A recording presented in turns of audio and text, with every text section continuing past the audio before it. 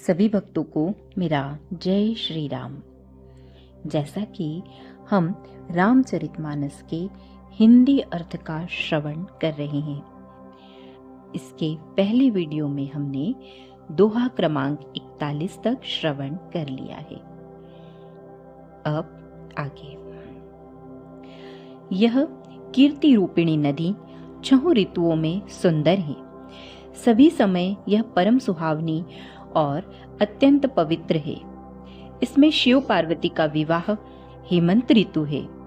श्री रामचंद्र जी के जन्म का उत्सव सुखदायी शिशिर ऋतु है। रामचंद्र जी के विवाह समाज का वर्णन ही आनंद मंगलमय ऋतुराज वसंत है। श्री राम जी का वनगमन दुसह ग्रीष्म ऋतु है और मार्ग की कथा ही कड़ी धूप और लू है। राक्षसों के साथ घोर युद्ध ही वर्षा ऋतु है, जो देव कुल रूपी धान के लिए सुंदर कल्याण करने वाली है। रामचंद्र जी के राज्यकाल का जो सुख, विनम्रता और बढ़ाई है, वही निर्मल सुख देने वाली सुहावनी शरद ऋतु है। सती शिरोमणि श्री सीता जी के गुणों की जो कथा है, वही इस जल का निर्मल और अनुपम गुण है। श्री भरत जी का स्वभाव इस नदी की सुंदर शीतलता है, जो सदा एक सी रहती है और जिसका वर्णन नहीं किया जा सकता। चारों भाइयों का परस्पर देखना, बोलना, मिलना, एक दूसरे से प्रेम करना, हंसना और सुंदर भाईपन इस जल की मधुरता और सुगंध है। मेरा आर्त भाव, विनय और दीनता इस सुंदर और निर्मल जल का कम हल्कापन नहीं है, अर्थात अत्यंत हल्कापन है। यह जल बड़ा ही अनोखा है, जो सुनने से ही गुण करता है और आशा रूपी प्यास को और मन के मैल को दूर कर देता है। यह जल श्री रामचंद्र जी के सुंदर प्रेम को पुष्ट करता है। कलयुग के समस्त पापों और उनसे होने वाली ग्लानि को हर लेता है। संसार के जन्म मृत्यु रूप श्रम को सोख लेता है। संतोष को भी संतुष्ट करता है और पाप, ताप, दरिद्रता और दोषों को नष्ट कर देता है। यह जल काम, क्रोध, मद और मोह का नाश करने वाला और निर्मल ज्ञान और वैराग्य का बढ़ाने वाला है। इसमें आदरपूर्वक स्नान करने से और इसे पीने से हृदय में रहने वाले सब पाप ताप मिट जाते हैं। जिन्होंने इस राम सुयश रूपी जल से अपने हृदय को नहीं धोया, वे कायर कली काल के द्वारा ठगे गए। जैसे प्यासा हिरन सूर्य की किरणों के रेत पर पड़ने से उत्पन्न हुए जल के भ्रम को वास्तविक जल समझकर पीने को दौड़ता है और जल न पाकर दुखी होता है, वैसे ही वे कलयुग से ठगे हुए जीव भी विषयों के पीछे भटककर दुखी होंगे। अपनी बुद्धि के अनुसार इस सुंदर जल के गुणों को विचार कर उसमें अपने मन को स्नान कराकर और श्री भवानी शंकर को स्मरण करके कवि तुलसीदास सुंदर कथा कहता है। मैं अब श्री रघुनाथ जी के चरण कमलों को हृदय में धारण कर और उनका प्रसाद पाकर दोनों श्रेष्ठ मुनियों के मिलन का सुंदर संवाद वर्णन करता हूँ। भरद्वाज मुनि प्रयाग में बसते हैं। उनका श्री राम जी के चरणों में अत्यंत प्रेम है। वे तपस्वी, निग्रहित चित, जितेंद्रिय, दया के निधान और परमार्थ के मार्ग में बड़े ही चतुर हैं। माघ में जब सूर्य मकर राशि पर जाते हैं, तब सब लोग तीर्थराज प्रयाग को आते हैं। देवता, दैत्य, किन्नर और मनुष्यों के समूह सब आदरपूर्वक त्रिवेणी में स्नान करते हैं। श्री वेणी माधव जी के चरण कमलों को पूजते हैं और अक्षय वट का स्पर्श कर उनके शरीर पुलकित होते हैं। भरद्वाज जी का आश्रम बहुत ही पवित्र, परम रमणीय और श्रेष्ठ मुनियों के मन को भाने वाला है। तीर्थराज प्रयाग में जो स्नान करने जाते हैं, उन ऋषि मुनियों का समाज वहां भरद्वाज के आश्रम में जुटता है।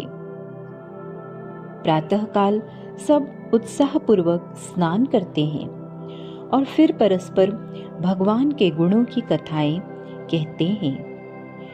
ब्रह्मा का निरूपण, धर्म का विधान और तत्वों के विभाग का वर्णन करते हैं तथा ज्ञान वैराग्य से युक्त भगवान की भक्ति का कथन करते हैं। इसी प्रकार माघ के महीने भर स्नान करते हैं और फिर सब अपने अपने आश्रमों को चले जाते हैं। हर साल वहां इसी तरह बड़ा आनंद होता है। मकर में स्नान करके मुनिगण चले जाते हैं। एक बार पूरे मकर भर स्नान करके सब मुनीश्वर अपने अपने आश्रमों को लौट गए। परम ज्ञानी याज्ञवल्क्य मुनि को चरण पकड़कर भरद्वाज जी ने रख लिया। आदर पूर्वक उनके चरण कमल धोए और बड़े ही पवित्र आसन पर उन्हें बैठाया। पूजा करके मुनि याज्ञवल्क्य जी के सुयश का वर्णन किया और फिर अत्यंत पवित्र और कोमल वाणी से बोले, हे नाथ, मेरे मन में एक बड़ा संदेह है। वेदों का तत्व सब आपकी मुट्ठी में है, अर्थात आप ही वेद का तत्व जानने वाले होने के कारण मेरा संदेह निवारण कर सकते हैं। पर उस संदेह को कहते मुझे भय और लाज आती है। भय इसलिए कि कहीं आप यह न समझे कि मेरी परीक्षा ले रहा है।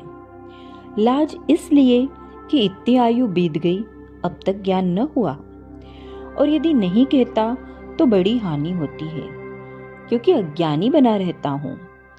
हे प्रभु, संत लोग ऐसी नीति कहते हैं और वेद, पुराण तथा मुनिजन भी यही बतलाते हैं कि गुरु के साथ छिपाव करने से हृदय में निर्मल ज्ञान नहीं होता।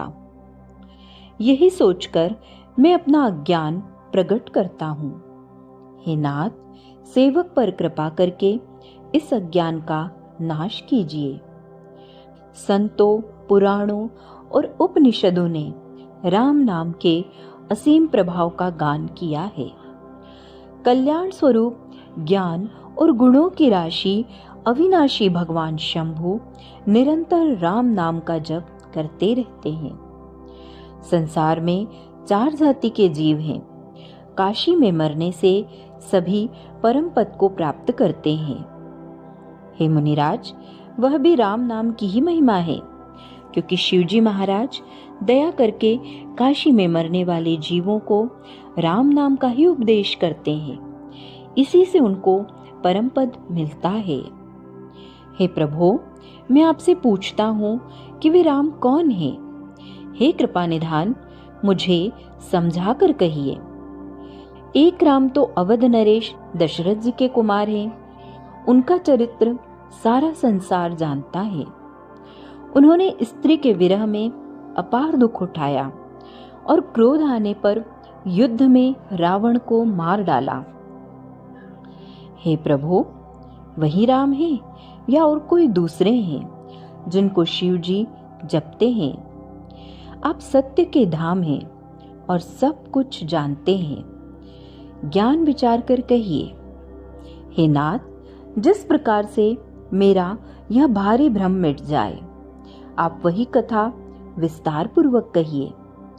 इस पर याज्ञवल्क्य जी मुस्कुरा कर बोले, श्री रघुनाथ जी की प्रभुता को तुम जानते हो। तुम मन, वचन और कर्म से श्री राम जी के भक्त हो। तुम्हारी चतुराई को मैं जान गया। तुम श्री राम जी के रहस्यमय गुणों को सुनना चाहते हो, इसी से तुमने ऐसा प्रश्न किया है, मानो बड़े ही मूढ़ हो। हे तात, तुम आदर पूर्वक मन लगाकर सुनो। मैं श्री राम जी की सुंदर कथा कहता हूँ। बड़ा भारी अज्ञान विशाल महिषासुर है और श्री राम जी की कथा उसे नष्ट कर देने वाली भयंकर काली जी है। श्री राम जी की कथा चंद्रमा की किरणों के समान है, जिसे संत रूपी चकोर सदा पान करते हैं। ऐसा ही संदेह पार्वती जी ने किया था। तब महादेव जी ने विस्तार से उसका उत्तर दिया था।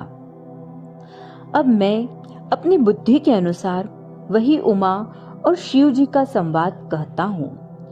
वह जिस समय और जिस हेतु से हुआ उसे हे मुनि तुम सुनो, तुम्हारा विषाद मिट जाएगा। एक बार त्रेता युग में शिव जी अगस्त्य ऋषि के पास गए। उनके साथ जगत जननी भवानी सती जी भी थी। ऋषि ने संपूर्ण जगत के ईश्वर जानकर उनका पूजन किया। मुनिवर अगस्त्य जी ने राम कथा विस्तार से कही, जिसको महेश्वर ने परम सुख मानकर सुना। फिर ऋषि ने शिव जी से सुंदर हरि भक्ति पूछी और शिव जी ने उनको अधिकारी पाकर रहस्य सहित भक्ति का निरूपण किया। श्री रघुनाथ जी के गुणों की कथाएं कहते सुनते कुछ दिनों तक शिव जी वहां रहे। फिर मुनि से विदा मांगकर शिव जी दक्ष कुमारी सती जी के साथ घर कैलाश को चले। उन्हीं दिनों पृथ्वी का भार उतारने के लिए श्री हरि ने रघुवंश में अवतार लिया था। वे अविनाशी भगवान उस समय पिता के वचन से राज्य का त्याग करके तपस्वी या साधु वेश में दंडक वन में विचर रहे थे। शिव जी हृदय में विचारते जा रहे थे कि भगवान के दर्शन मुझे किस प्रकार हो। प्रभु ने गुप्त रूप से अवतार लिया है, मेरे जाने से सब लोग जान जाएंगे। श्री शंकर जी के हृदय में इस बात को लेकर बड़ी खलबली उत्पन्न हो गई, परंतु सती जी इस भेद को नहीं जानती थी। तुलसीदास जी कहते हैं कि शिव जी के मन में भेद खुलने का डर था, परंतु दर्शन के लोभ से उनके नेत्र ललचा रहे थे। रावण ने ब्रह्मा जी से अपनी मृत्यु मनुष्य के हाथ से मांगी थी। ब्रह्मा जी के वचनों को प्रभु सत्य करना चाहते हैं। मैं जो पास नहीं जाता हूँ तो बड़ा पछतावा रह जाएगा। इस प्रकार शिव जी विचार करते थे, परंतु कोई भी युक्ति ठीक नहीं बैठती थी। इस प्रकार महादेव जी चिंता के वश हो गए। उसी समय नीच रावण ने जाकर मारीच को साथ लिया और वह मारीच तुरंत कपट मृग बन गया। मूर्ख रावण ने छल करके सीता जी का हर लिया। उसे श्री रामचंद्र जी के वास्तविक प्रभाव का कुछ भी पता न था।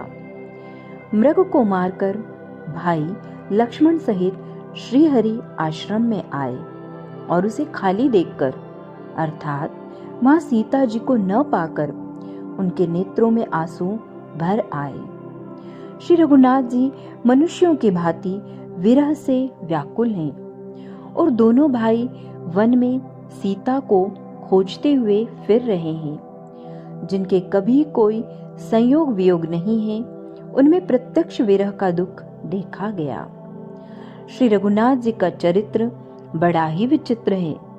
उसको पहुंचे हुए ज्ञानी जन ही जानते हैं। जो मंद बुद्धि हैं, वे तो विशेष रूप से मोह के वश होकर हृदय में कुछ दूसरी ही बात समझ बैठते हैं। शेष आगे।